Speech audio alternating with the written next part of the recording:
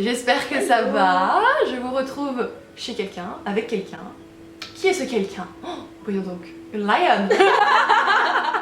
Je suis donc avec ma petite Soli de la chaîne Librement Addict. Salut à tous. Je me suis incrustée chez elle, j'ai volé dans sa bibliothèque, j'ai fait plein de petites bêtises. Mais les petites bêtises vont vous profiter, puisque du coup, j'ai sélectionné des livres qui vont arriver chez nous, qui vont être traduits, et je me suis dit que c'était peut-être intéressant pour vous de le savoir, même si c'est vrai que je vous fais tout le temps des sorties littéraires tous les mois. Là, ça va arriver dans les futurs mois, pas forcément celui-là qui vient, donc au moins, vous allez être au fait, si jamais vous traînez pas trop sur Bookstar, que sur Booktube, et bien vous le saurez si vous regardez cette vidéo. Tout à fait. Il faut regarder la vidéo. Lore. Lore. Alexandra Bracken. Alexandra Bracken. Bracken. Bracken. Lore. Ouais. Lore. Lore. Lore. Lore. C'est très bien, Lore. J'ai dit là. On rigole parce que j'essaye de prononcer les mots en aparté. Hein, les noms des titres. Parce que c'est encore en anglais. Voilà. Donc, je vais faire ma Frenglish. Le premier que j'ai sélectionné et qui a l'air trop bien, c'est Lore. Ça va, ça se dit Lore. Ah non, attendez. Lore. Lore. Lore. Lore. Voilà, vous avez compris. C'est donc de Alexandra Bracken. Bracken. Yeah. Bracken, yes. Et on est typiquement sur de la mythologie grecque. J'adore la mythologie, c'est un truc qui plaît vachement en termes de littérature. Et je pense que vous voyez sur la couve à qui on a affaire ici.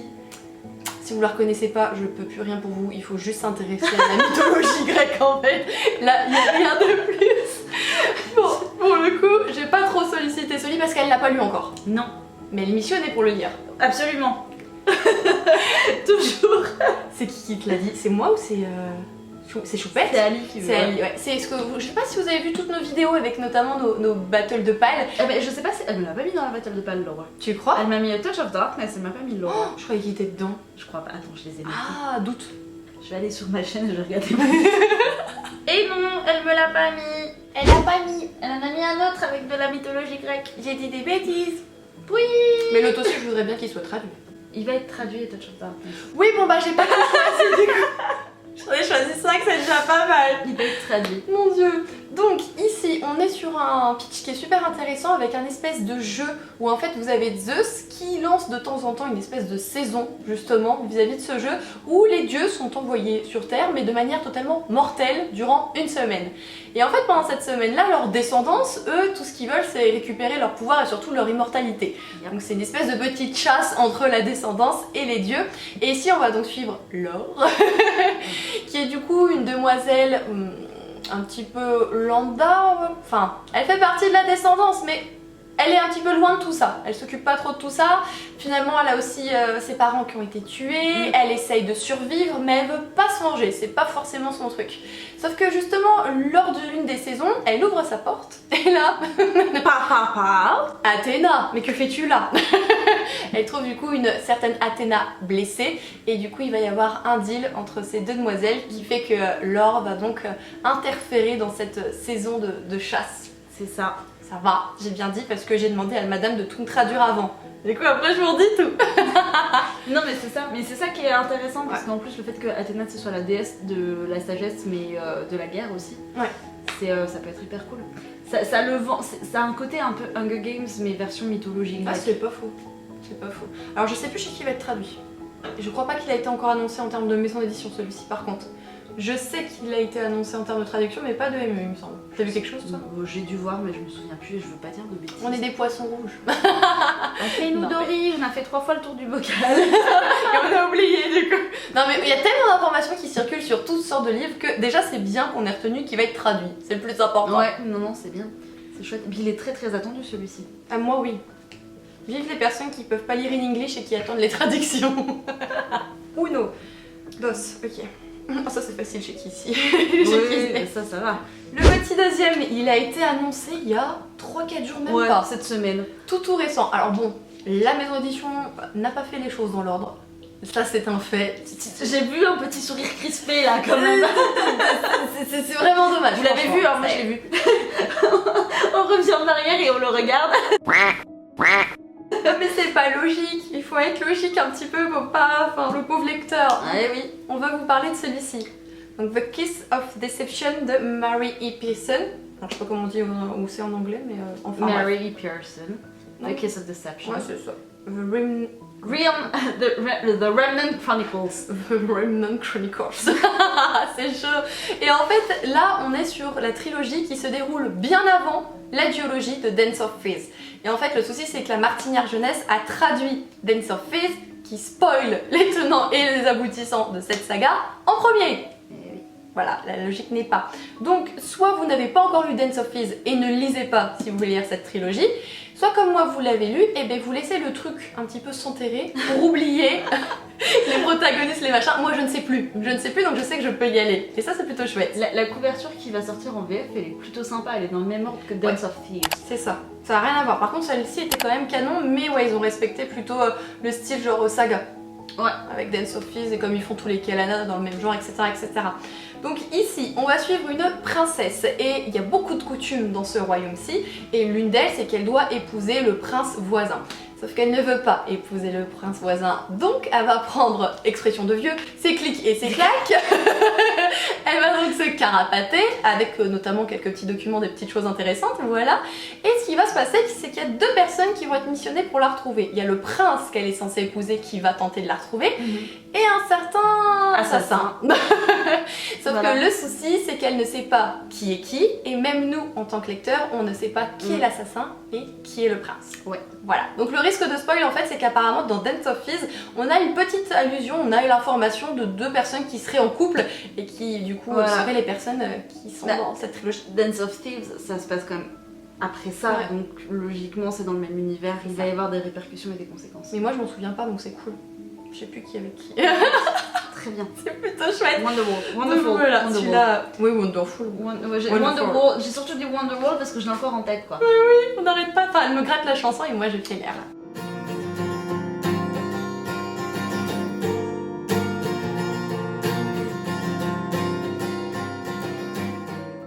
Au pire, si vous voulez voir, je vous invite à aller voir le live de Nina Quill. Vous aurez toutes les infos là-dedans. J'espère qu'ils vont garder ça. La map, elle est belle. La map, elle est canon. Oui, gardez la map, s'il vous plaît. Voilà. Cœur, paillette. Cœur, paillette, les corps. Eh, j'ai pas dit le fin du truc.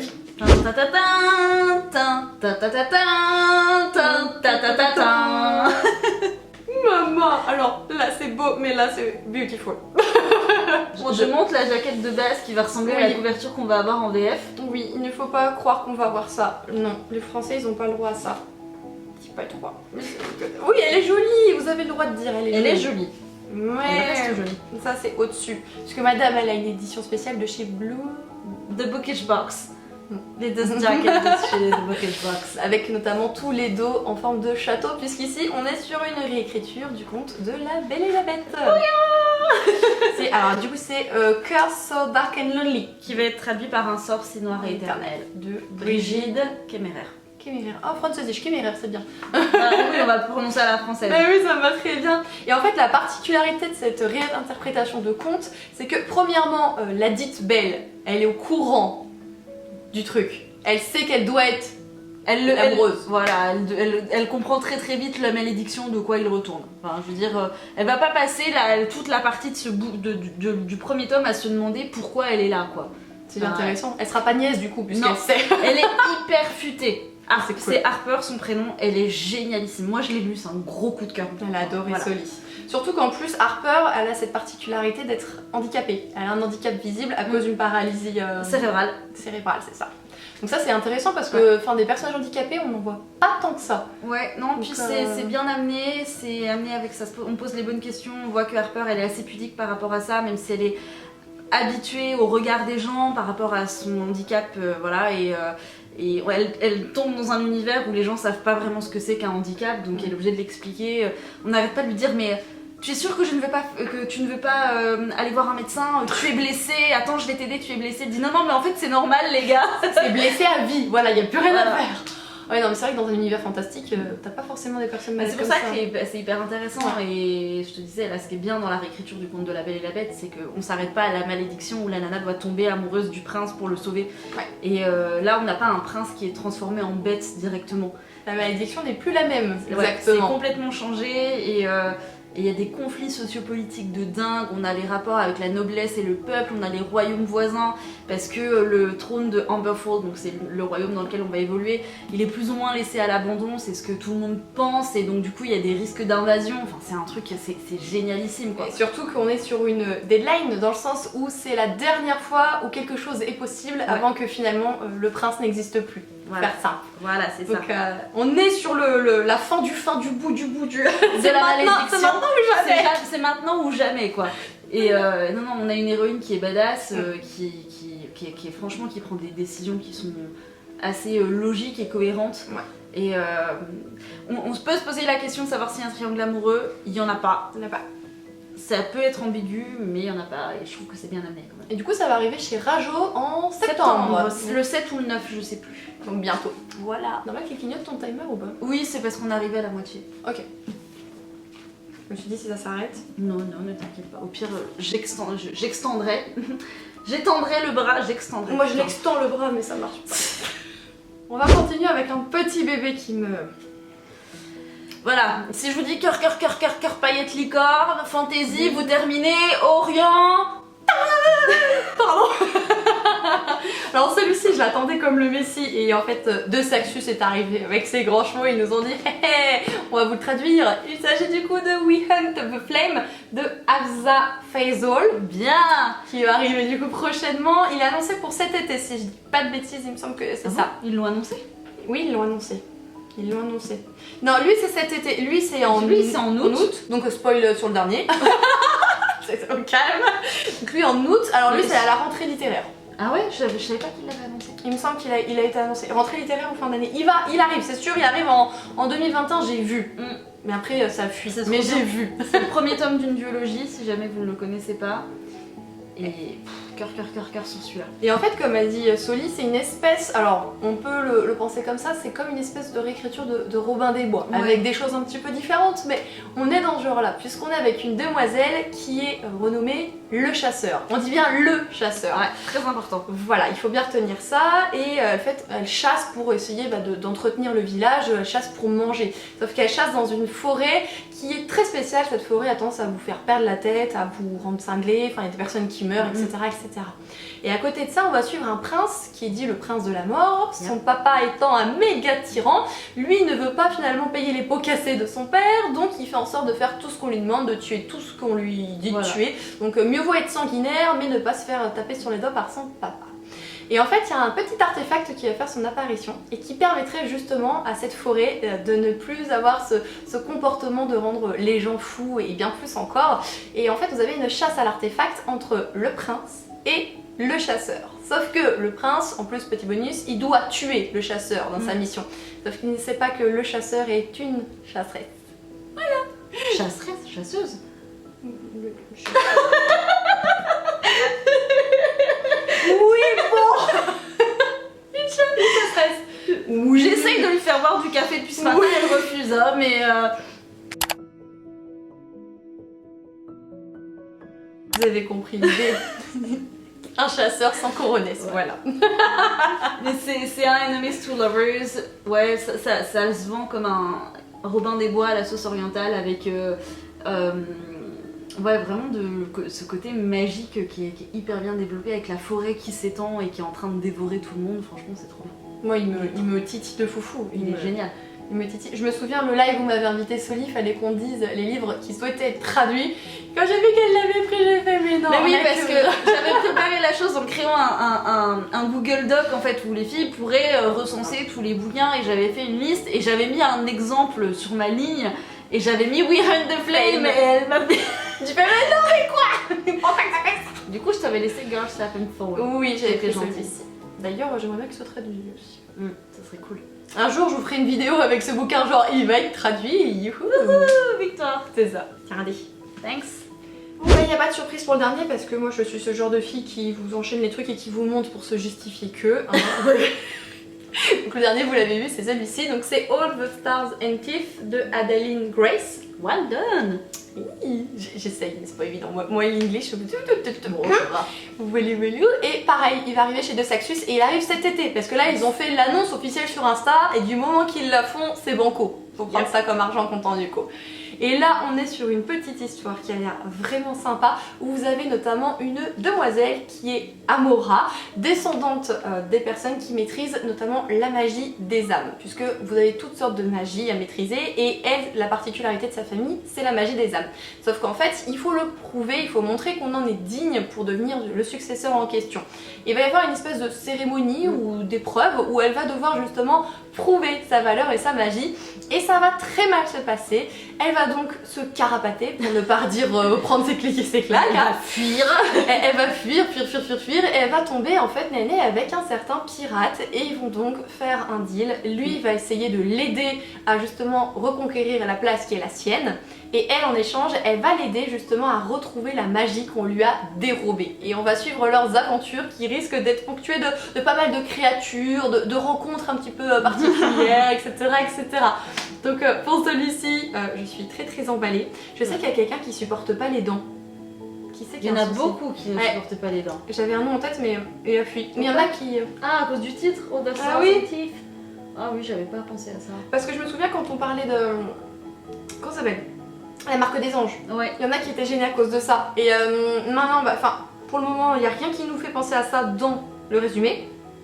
Tu l'as lu celui-là ou pas? Je sais plus. Pas encore, c'est prévu pour cet été. Je Pas vais le encore. lire avant qu'il sorte en français. Bah oui, parce qu'après quand il y aura toute la hype, la pauvre elle va être un peu cri.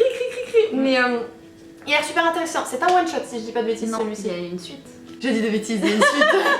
Il y a Non, un mais- tome 2. Moi je comprends pas les maisons éditions ou les titres qui ne font pas penser au fait qu'il y a un tome 2. Quand tu sais qu'il y a une suite, pourquoi t'écris pas tome 1? Parce que c'est très anglais de. Enfin, c'est très anglais de pas écrire beaucoup Anne en fait. Bah ouais, mais moi non. Surtout pour des duologies. Oui, mais non. Voilà. Mais moi je veux. S'il vous plaît, écoutez les demandes de Kim Jorlet. Non mais n'importe quoi. Les demandes de Kimberley. Si vous passez par là, écoutez les deux. Enfin voilà, c'était le dernier de cette vidéo, même s'il y en a d'autres qu'on pourrait vous incorporer, comme notamment ton énorme coup de cœur From Blood and Ash. Il est juste derrière si tu veux. Il le va- choper. Ah, je veux le choper? Bah, Attends, si tu je veux le vais le choper, choper. vas-y. Hein. Je l'ai. Elle a même pas pris la belle version hardback. Oh d'accord, quoi. c'est bon, j'y retourne. La belle version hardback. Donc un des derniers, bah, la dernière saga de Jennifer Trout. Ouais. Cœur. Ah, je peux vous assurer que c'était un cœur, parce que vu les réactions de mademoiselle quand elle les lisait... I C'était don't know what you're génial. talking about. Tu sais très bien de quoi je parle, je sais, mais c'était génial. Enfin, rien que de la voir réagir comme ça avait l'air incroyable, donc... Je l'attends. Non, il est en train de détrôner à Cotard là quand même les gars. Hein. Il détrône à Cotard. Oula, on est sur... Un détrôné depuis 5 ans. Du haut. Moi, Ah ouais. je sais que quand je vais le lire, je sais que je vais la spammer. Et du coup, elle va rigoler. Oui. Et je vais être là en mode tu sais même pas ce qui va se passer dans le tome 3. J'ai fait ça pour qu'Eleana, elle me dit mais tu sais même pas ce qui va arriver. Et que là, tu fais... Ouais. Tu n'as aucune idée de jusqu'où elle nous embarque dans cette histoire pour From Blood and Ash. C'est ça. Donc Franchement, celui-là, c'était le petit bonus qui arrivera. Alors on peut le dire parce que du coup, Cette ça a année. fuité un peu partout maintenant. Hein. Au pire, si on veut me taper sur le dos, on me tapera sur les doigts. Vas-y. C'est pas grave. Ça va arriver chez De Saxus cette année. Voilà. Le petit bébé a été révélé. Tu viens de frapper mon livre. Mais oui, mais Tu viens de frapper From Blood and Ash. Mais oui, mais c'est le dos, ça va. Tu as frappé From Blood and Ash. Regarde, je le polis. Ouais, polis-le. Mon dieu, les traces dessus. Caca boudin. Je suis sûre que c'est pas bon. Non. Y a pas. Je pense pas. Et bien voilà, du coup, on a terminé de vous présenter les 5 bouquins avec un petit bonus. Ouais. Mais bon. Toujours.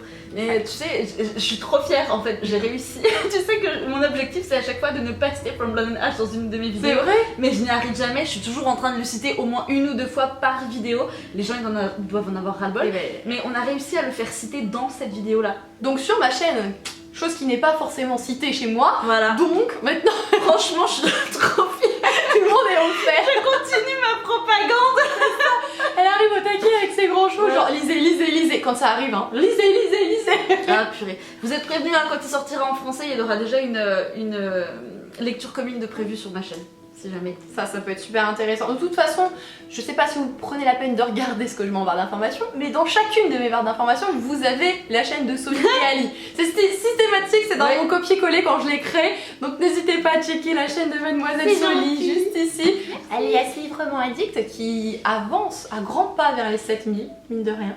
Oui.